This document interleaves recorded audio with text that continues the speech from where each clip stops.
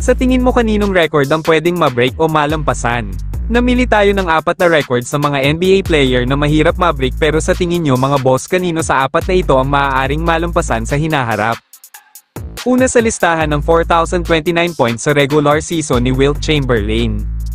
Taong 1961-1962 season ang may record ni Wilt Chamberlain ang more than 4,000 points sa isang season na gawa niya ito sa loob ng 3,882 minutes.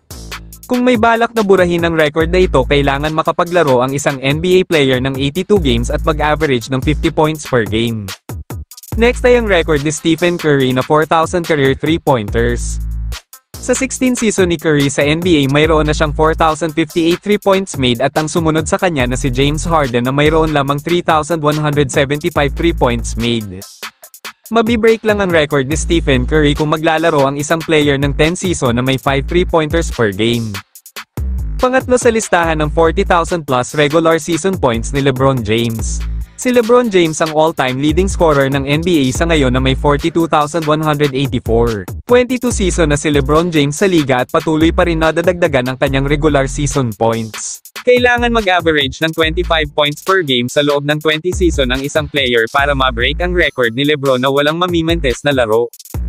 At ang huli sa listahan ng record ni Michael Jordan. Si Michael Jordan lang ang NBA player na may 10 titulo bilang scoring champion. Pinagharian niya ang 10 taon na may pinakamataas na puntos na naitatala sa isang buong regular season.